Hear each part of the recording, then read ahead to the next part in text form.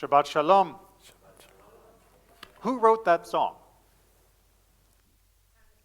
Hannah Senesh. Hannah Senesh was a woman born in Hungary and grew up in the anti-Semitism of Europe at its time. And just as World War II was beginning to dawn, she had decided that it was time to leave.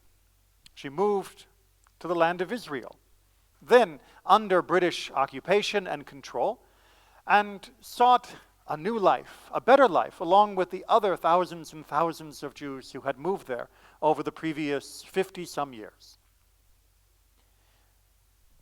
And then the British came with an idea. They said to the members of the Haganah, the Israeli, then not yet officially Israeli group that had banded together to defend themselves, the British said, we need people who can go back into Europe. We need people to parachute in to Nazi territory. Well, Yugoslavia technically is where they landed, but enter into the Nazi territory in order to help the partisans and the Jewish people that are still under Nazi occupation. And Hannah Senesh volunteered. She agreed to join, and she got on the airplane, they flew into Yugoslavia, they parachuted out, and it was almost immediately clear that this wasn't such a great idea, that perhaps there wasn't going to be enough support, enough opportunity for the group to make their way into Hungary and be able to connect with the other partisans and to be able to help the Jewish people that were still trapped there. And indeed, the other people that she was with said, you know what, I think that we should probably call this off, and yeah. But she pressed on, and she was captured. And once captured, she was tortured. She was tortured to give up the secrets of the transmitter that was with her, the codes, who she was meeting, the other contacts. And she never broke. She never gave them any information except her name. And so eventually they executed her by firing squad.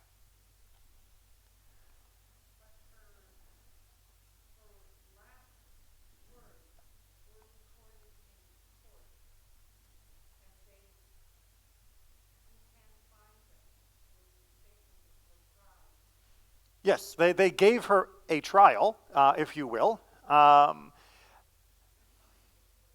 not only her words, but her diary, and indeed her poetry. Because before she went off to be a commando, she was a poet there in the land of Israel.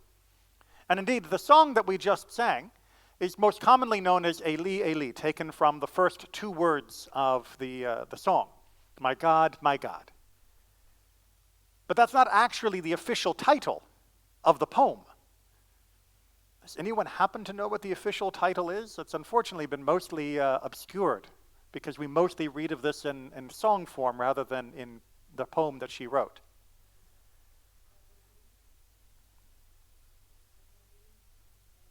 Nope. It's a very, very simple title, as many poems often are. Halicha leCaesarea, a walk to Caesarea. If you've ever been to the Mediterranean, that part of Israel, and you've walked near Caesarea, the ruins of the Roman city that was there, you've seen what she saw. And it maybe makes a little more sense why she wrote what she wrote. For what do the words say? She says, my God, may these things never end. The sand and the sea. She was walking along the beach and watching the sea. The rush of the waves, that amazing sound as the surf comes in and pulls out and comes in and pulls out, that rush sound, the rish over the sand and stones. The thunder, the lightning, the flash of the heavens, which if you've ever been in the Mediterranean on the shore of Israel and seen a storm coming in, you know that you can see the flashes in the distance. And Tfilat Ha'adam. The prayer of a human. Adam, I believe, very poetically chosen, not man in a gendered sense, but Adam, from Adam Rishon, the first human. Now, usually this poem is read in light of her commando experience.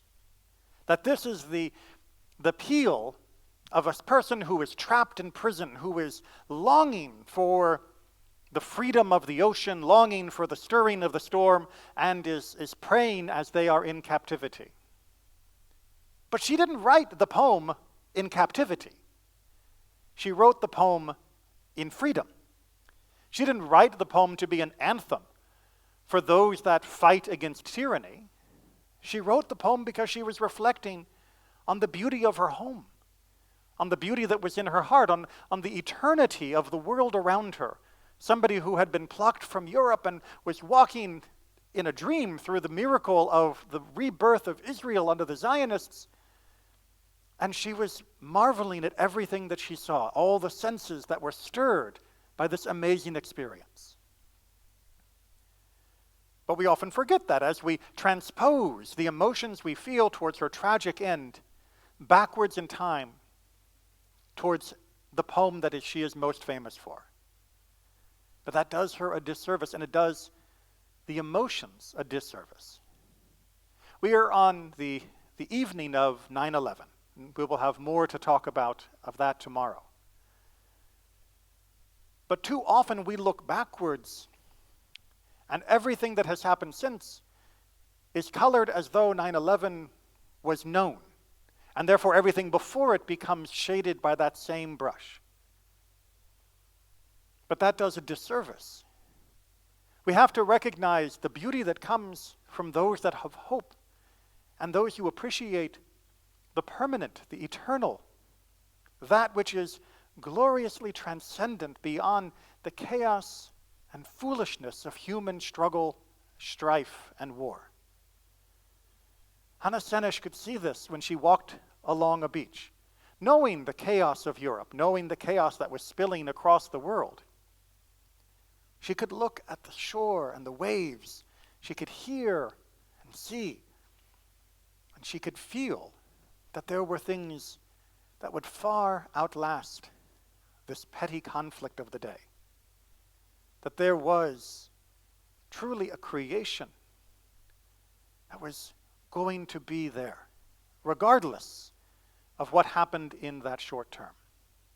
And it is that appreciation for the scope, the span of history, as seen from God's perspective, I believe that gave her the courage to then go and volunteer.